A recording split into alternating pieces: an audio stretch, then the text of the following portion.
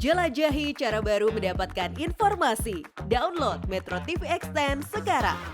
Dan untuk mengetahui keterangan lebih lanjut terkait motif sesungguhnya kasus penganiayaan tersebut, kita telah terhubung melalui sambungan telepon dengan Kadis Penat Brigjen Hamim Tohari. Pak Hamim, terima kasih sudah bersedia berbagi informasi di Headline News Metro TV. Pak, kami ingin mengetahui karena tadi belum terbuka dengan jelas ya dari konferensi pers. Sebenarnya apa motif dari ketiga pelaku ini menganiaya hingga menewaskan korban? Baik Mbak, sebelumnya saya mohon maaf karena lagi di jalan, mungkin suaranya kurang jelas.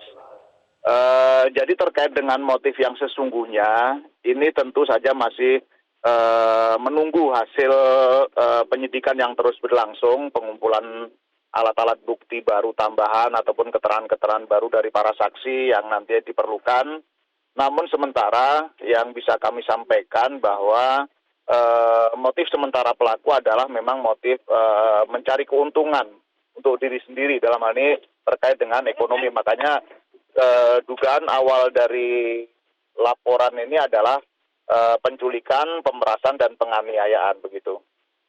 Baik, kalau dari pemberitaan yang sebelumnya ini menyatakan sebenarnya antara para tersangka dan korban ini tidak saling mengenal begitu. Jadi motifnya memang ekonomi. Yang tadi sudah dikonfirmasi adalah pemerasan begitu ya Pak Hamim ya. Nah ini maksudnya bagaimana? Apakah memang ini adalah hal-hal yang sering dilakukan oleh para tersangka, memeras para pekerja misalnya karyawan kosmetik atau bagaimana sebenarnya Pak? Ini belum jelas. Ini yang kembali lagi, ini masih terus dilakukan pendalaman supaya nanti kita tidak berasumsi dan memberitakan atau memberikan keterangan secara tidak pasti begitu ya. Karena memang diduga ini memang mereka tidak saling mengenal dan pelaku ini lebih dari sekali melakukan hal yang sama. Kembali lagi, motif sementara yang sudah diambil dari keterangannya ini merupakan motif untuk mencari keuntungan untuk kepentingan pribadi begitu, jadi motif ekonomi. Sehingga ini masih terus didalami dan nanti setelah mendapatkan keterangan-keterangan baru akan kami sampaikan, termasuk juga latar belakangnya sebenarnya apakah ada keterkaitan dengan kasus-kasus yang lain, itu masih dalam proses pendalaman begitu. Oke, kalau begitu ada keterlibatan apa antara korban dan juga para pelaku ini Pak? Ada transaksi apa misalnya sebelumnya? Atau misalnya mereka melakukan bisnis bersama? Karena ada simpang siur juga informasi yang mengatakan adanya dugaan bisnis ataupun transaksi obat-obatan terlarang. Bagaimana mengenai hal itu Pak?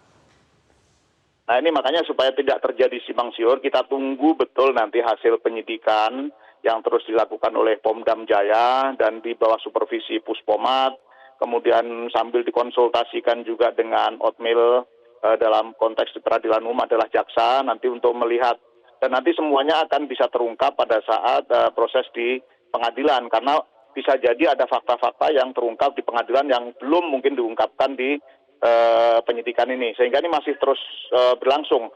Apakah ada transaksi sebelumnya atau tidak, ini yang sedang terus didalami.